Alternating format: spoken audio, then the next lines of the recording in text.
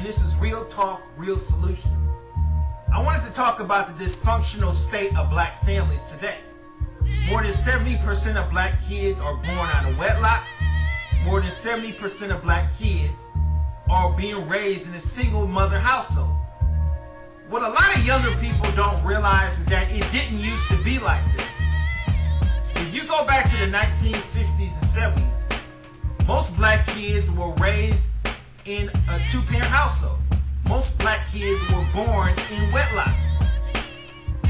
And somewhere along the line over the last 30 years, the black family has been destroyed. I think a lot of white supremacists realize that the only way to destroy the black family is to take the father out of the household. Because once you take the father out of the household, that family is going to be destroyed. Because these single mothers can't raise boys. Only a man can teach a man how to be a man. And this is the reason why so many younger black males don't know how to act like real men. They don't know how to be real men. Because nobody ever taught them how to be a real man. One of the things that destroyed the black family is the crack epidemic. When crack first hit in the early 1980s, it completely destroyed the black family. A lot of black people just lost their fucking minds when crack hit in the early 1980s. You had mothers strung out on crack. You had fathers strung out on crack. And this drug completely destroyed the black family. To the point where a lot of people care more about that drug than they did their own kids. And over the last 30 years, the black family has been broken up. This is one of the reasons why so many black households are headed by single mothers nowadays. Now, before the crack epidemic, black people were more united. Black families were more united. The father was in the household. Most black kids were born into marriage. And what crack basically did was destroy morals and values in the black family. Because with most black families nowadays, there is no such thing as morals and values. You got some of these hood rats that care more about getting high than they do their own child. They care more about getting drunk and getting high than they do their own kids.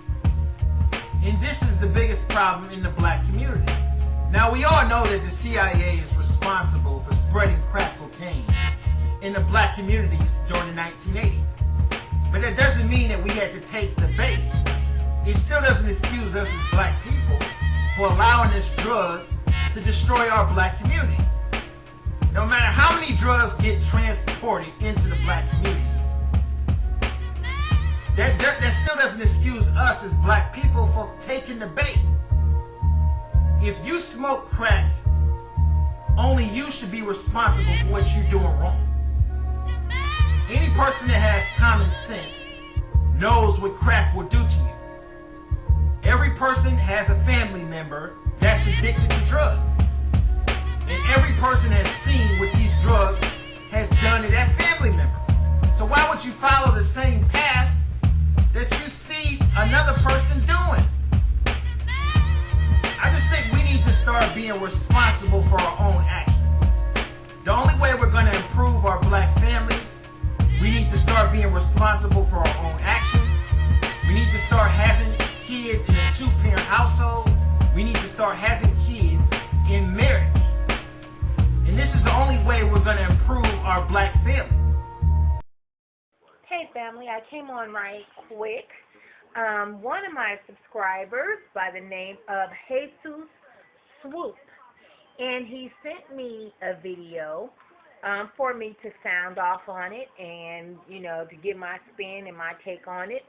And the name of the video, in which I am going to attach this video to his video. It is called 70%, hold on, just look and see. It's called 70% of black kids are born out of wedlock. And that's my boy right there. Okay, now, my take on it is, I believe that the family structure has really broken down because a lot of people just are losing out on their worth. They don't know, and then I believe it's generational because, like you did say in the video, back in the 60s and the 70s and all that stuff, there was a difference.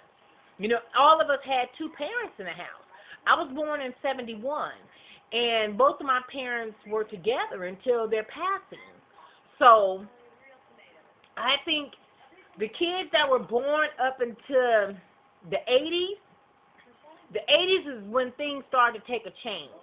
And that's when a lot of the drugs and shit like that was really, it was a beast. That's when folks was on that angel dust and, PCP and, all kind of Mickey Mouse and all that other bullshit that was jumping off back then.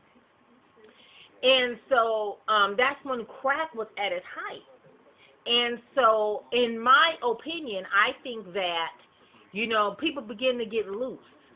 And a lot of women began to get really, really loose because they were chasing that dope, And so that is when, kids begin to start getting born out of wedlock.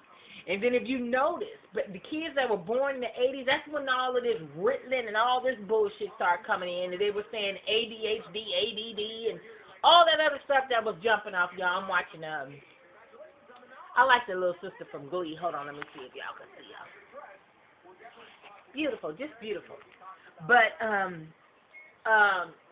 lot of that stuff, I think, in my opinion, all of it stems from the 80s when the dope game got really, it was on a war path. And a lot of women just began to get really loose. And they was chasing that dope. And then a lot of the bros began to, try to get into the dope game and start slanging and selling dope. And shit just became real loose, and so the children that begin to, that were born in the 80s, oh my God.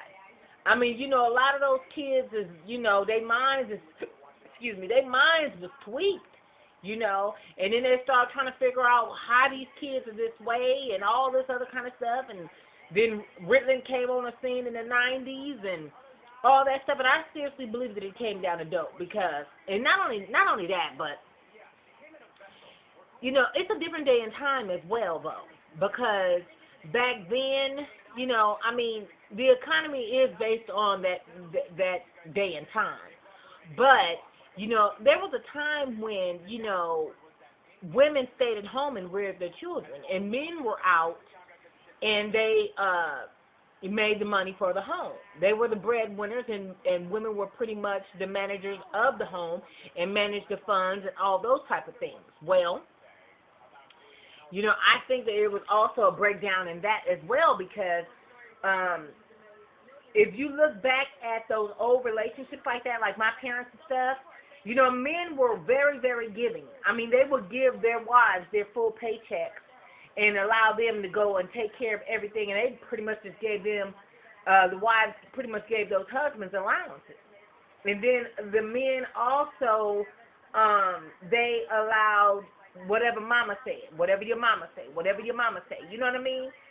And I think also in the drug era, when all this drugs and shit, a lot of men start losing respect for women because women begin to get loose, chasing that dope, and they begin to disrespect themselves with their bodies, with their mannerisms, their ethics, their values, all that shit just went to the wayside. So I believe that,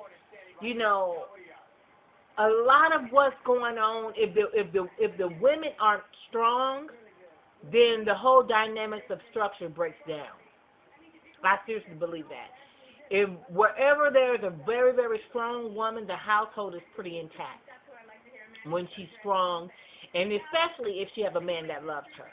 Because nowadays, there's a lot of women out here that you know, in defense to the sisters, though, because men have lost so much respect for women. It's like we are tokens to a lot of them. You know what I'm saying?